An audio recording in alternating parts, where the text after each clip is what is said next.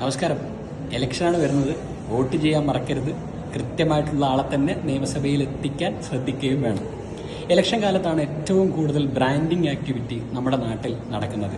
What is branding എന്ന് ചോദിച്ചു കഴിഞ്ഞാൽ നമ്മുടെ കയ്യിലുള്ള പ്രൊഡക്റ്റ്, സർവീസ് വളരെ കൃത്യമായി കസ്റ്റമറുടെ മൈൻഡിൽ എത്തിക്കുക എന്നുള്ളൊരു പരിപാടിയാണ് ബ്രാൻഡിങ്. അവർക്ക് എപ്പോഴെങ്കിലും ഒരു പ്രൊഡക്റ്റോ സർവീസോ വേണ്ട സമയത്ത് നമ്മുടെ ബ്രാൻഡ്, നമ്മുടെ പ്രൊഡക്റ്റ്, നമ്മുടെ സർവീസ് ഓർമ്മ വരണം. LDF അവരുടെ തെരഞ്ഞെടുപ്പ് കാലത്ത് വളരെ മനോഹരമായിട്ടാണ് ബ്രാൻഡിങ് ചെയ്യുന്നത്. കഴിഞ്ഞ 3 തവണയും ആ ബ്രാൻഡിങ് വളരെ സക്സസ്ഫുൾ ആണെന്ന് തന്നെ പറയാൻ നമുക്ക് സാധിക്കും. ആദ്യത്തെ ഒരു ബ്രാൻഡിങ് സ്ട്രാറ്റജി ഉപയോഗിച്ച് അവരുടെ ആദ്യത്തെ ബ്രാൻഡിങ് എന്ന് പറയുന്നത് LDF വരും, എല്ലാം ശരിയാകും എന്നുള്ളതായിരുന്നു. അതിനുശേഷം 2ാം വട്ടം വന്നപ്പോൾ ഉറപ്പാണ് LDF, അതായിരുന്നു രണ്ടാമത്തെ ഒരു സ്ലോഗനായിട്ട് ഉപയോഗിച്ചത്. 3ാമതായിട്ട് ഇപ്പോഴത്തെ ഇലക്ഷന് ഉപയോഗിച്ചിരിക്കുന്ന സ്ലോഗൻ എന്ന് പറയുന്നത് LDF അല്ലാതെ മറ്റാര് എന്നുള്ളതാണ്. ഈ 3 സ്ലോഗനും ബേസ് ചെയ്തിട്ടാണ് അവരുടെ ഇലക്ഷൻ ബ്രാൻഡിങ് മൊത്തം ചെയ്തിരുന്നത്. ഈ ഇലക്ഷൻ ബ്രാൻഡിങ്ങിൽ ഈ 3ാമത്തെ തവണ വന്നു നിൽക്കുന്ന സമയത്ത് ക്യാപ്റ്റൻ എന്ന് പറയുന്ന പൊസിഷനിൽ പിണറായി വിജയൻ, കേരളം 2 തവണ ഭരിച്ചിരിക്കുന്ന പിണറായി വിജയൻ തന്നെയാണ്.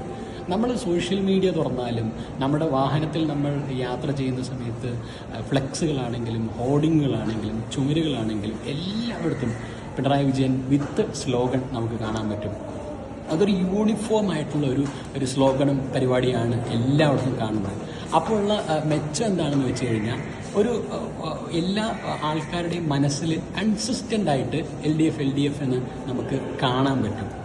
നേരെ മറിച്ച് ഓപ്പോസിറ്റ് UDFിൻ്റെ കാര്യം എടുക്കുകയാണെങ്കിൽ എന്താണോ LDF പറയുന്നത് അതിനെ ഖണ്ഡിക്കാനും എന്താണോ പിണറായി വിജയനെ ഉയർത്തി കാണിക്കുന്നത് അതിനെ ബീറ്റ് ചെയ്യാൻ വേണ്ടിയിട്ടുള്ള എക്സസൈസാണ് ചെയ്തുകൊണ്ടേയിരിക്കുന്നത്. അപ്പോൾ എന്ത് പറ്റുമെന്ന് വെച്ച് കഴിഞ്ഞാൽ ഒരു മൈൻഡിൽ കൃത്യമായിട്ട് ആൾക്കാരുടെ മൈൻഡിലേക്ക് ഇങ്ങനെ ഒരു സ്ലോഗനോ അല്ലെങ്കിൽ ഒരു ആശയമോ പോകാൻ കുറച്ച് ബുദ്ധിമുട്ടായിരിക്കും. നേരെ മറിച്ച് BJP, NDA അവർ കുറച്ചുകൂടി മനോഹരമായിട്ടാണ് ബ്രാൻഡിങ് ചെയ്യുന്നത്. മാറാത്തത് മാറും. അപ്പോൾ ശരിയാണ്, മാറണ്ടേ, ഒരു ചേഞ്ച് ആർക്കാണ് ആഗ്രഹമില്ലാത്തത് എന്നുള്ള രീതിയിൽ ആൾക്കാർ ചിന്തിക്കും. ഇത് ബ്രാൻഡിങ്ങിനെ കുറിച്ച് പറയുകയാണ്, പൊളിറ്റിക്സ് പറയുകയാണെന്ന് പറഞ്ഞിട്ട് എൻ്റെ നെഞ്ചത്ത് കയറുന്നത്. അപ്പോൾ നമ്മൾ ബ്രാൻഡിങ് നമ്മുടെ പ്രൊഡക്റ്റിന് ചെയ്യുന്ന സമയത്ത് LDF ചെയ്യുന്നത് പോലെ ചെയ്യുന്നതാണ് എപ്പോഴും നല്ലത്. കാരണം പിണറായി വിജയൻ എന്ന് പറയുന്ന 2 ടേം മുഖ്യമന്ത്രി അയാളെ ഉയർത്തി കാണിക്കുന്നു. വളരെ കൃത്യമായിട്ട് എല്ലായിടത്തും ഏറ്റവും തമാശയായിട്ട് LDFിൻ്റെ വന്നൊരു ബ്രാൻഡിങ് എന്ന് പറയുന്നത് ഏഷ്യാനെറ്റിലോ മറ്റോ ആണ്. വിജയ് അദ്ദേഹത്തിൻ്റെ പാർട്ടിയുടെ ഒരു പ്രഖ്യാപനം നടത്തിയതിൻ്റെ അടിയിൽ വരെ മറ്റാരുണ്ട് LDF അല്ലാതെ എന്നുള്ളൊരു സ്ലോഗൻ പരസ്യമായിട്ട് വന്നിട്ടുണ്ട്. So that is what is called branding. നിങ്ങളുടെ ബ്രാൻഡിനെ ഏറ്റവും സ്മൂത്തായിട്ട് ഏറ്റവും സ്ട്രോങ് ആയിട്ട് എവിടെയൊക്കെ പറയാൻ പറ്റുമോ അത് കൃത്യമായിട്ട് പറയുക എന്നത് തന്നെയാണ്.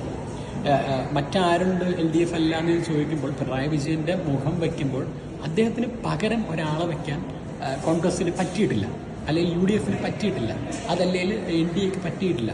വൈ? കാരണം അങ്ങനെ ഒരു ഇമേജ് അവർ സൃഷ്ടിച്ചിട്ടില്ല. നമ്മൾ പൊളിറ്റിക്കലിയൊക്കെ പറയുമ്പോൾ വ്യക്തിപൂജ, വ്യക്തി ആരാധന ഇതൊന്നും കമ്മ്യൂണിസ്റ്റ് പ്രസ്ഥാനങ്ങൾക്ക് ശോഭമായിട്ടുള്ള കാര്യമല്ല. പക്ഷേ ഈ branding that is the right method. അപ്പോൾ നിങ്ങൾ എപ്പോഴെങ്കിലും ബ്രാൻഡ് ചെയ്യുന്നുണ്ടെങ്കിൽ കേരള നിയമസഭാ ഇലക്ഷന് കഴിഞ്ഞ 3 ടേമിലായിട്ട് LDF ചെയ്തിട്ടുള്ള ബ്രാൻഡിങ് ആക്ടിവിറ്റീസ് ശ്രദ്ധിച്ചാൽ വളരെ നന്നായിരിക്കും. അപ്പോൾ മറക്കണ്ട, ഇലക്ഷൻ വോട്ട് ചെയ്യുക, നല്ല ആൾക്കാരെ MLAമാരാക്കി നമ്മുടെ നാടിൻ്റെ വികസനവും സന്തോഷവും സമ്പൽ സമൃദ്ധിയും വർദ്ധിപ്പിക്കാനുള്ള പരിപാടി നോക്കുക. Thank you.